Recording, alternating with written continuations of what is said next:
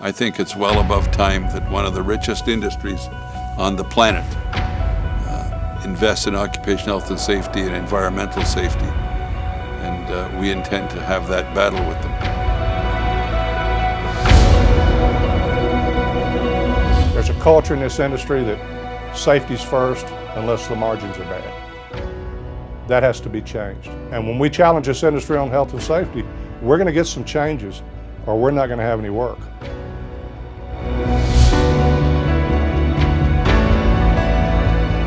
The whole system is rigged to perpetuate the idea that profits are more important than people.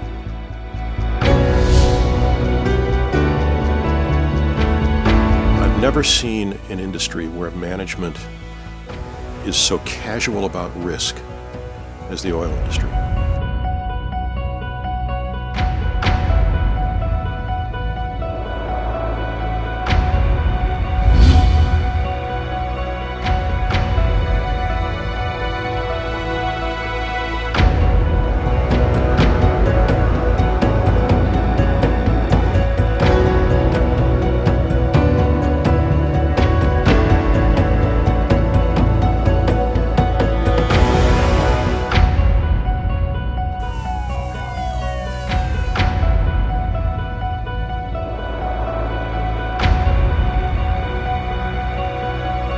You know, we used out of control as an educational tool, not only for our membership, but anyone who would listen. We sent it to members of Congress. I think the industry's obligation to the communities in which they operate, to the workers who are employed in the facilities, are to do everything possible to ensure that these facilities are operated as close to fail-safe as we possibly can.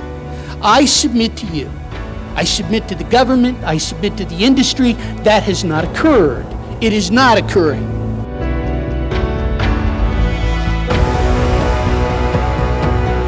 The amazing thing is, since that video was made, some 20 some odd years ago, there's not a whole lot changed.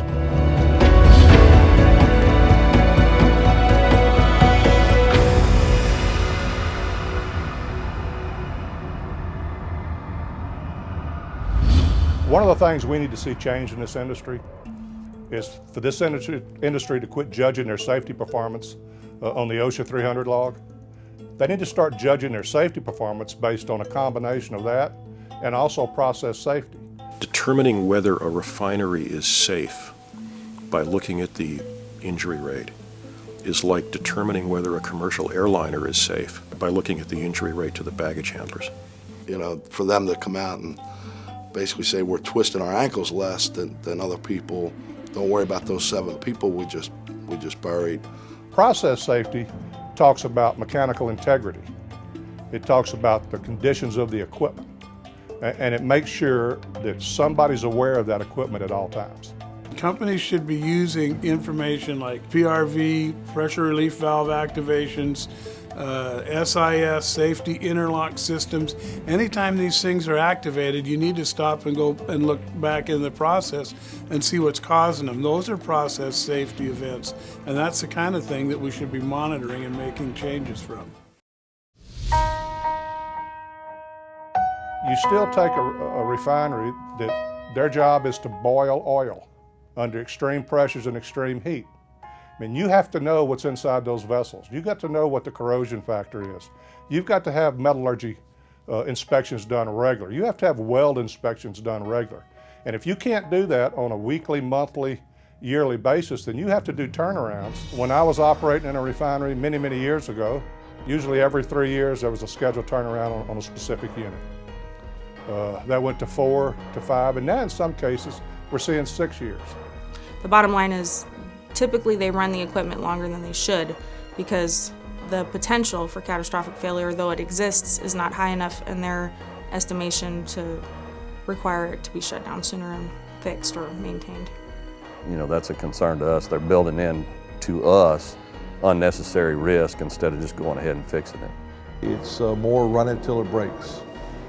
And when it does break, we hope we don't have anybody injured. Some of these bean counters, they just factor in the cost of human lives as part of the cost of doing business. For years, we never had hydrofluoride releases in these refineries. But now you got HF alkylation units that are 60 years old, 50 years old, 40 years old, and they're extending the turnaround time. You know, you have a piece of equipment that's got the most deadliest gas in the world in it, sitting there vibrating, 100,000 times a second on a stanchion, a pipe support. Well, let's go figure. Why are we having little leaks in there? You get a pinhole leak in an HF alkylation unit, you could kill an entire community.